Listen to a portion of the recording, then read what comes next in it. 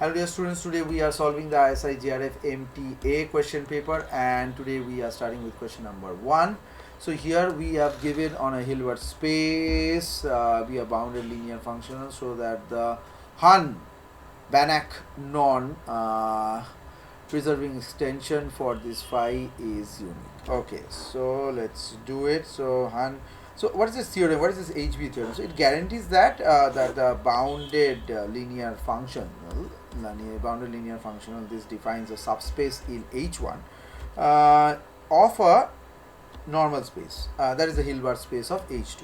Okay, so this can be extended to a whole space H2. So while preserving its norm. So this means that we can say it this H2, this C, and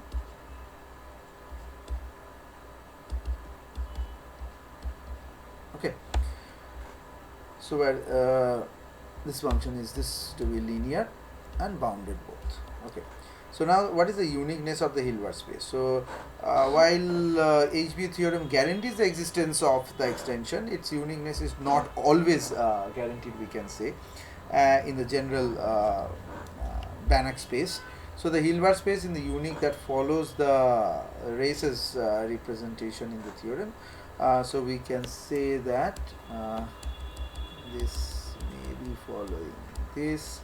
Okay, so the Rice representation of the theorem, which is bounded by the linear function of this phi structure. So we can say that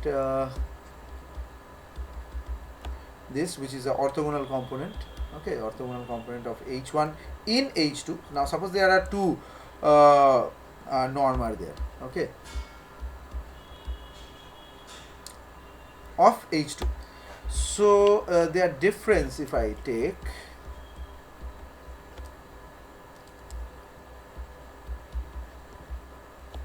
is bounded linear function on H2 and vanishes on H1.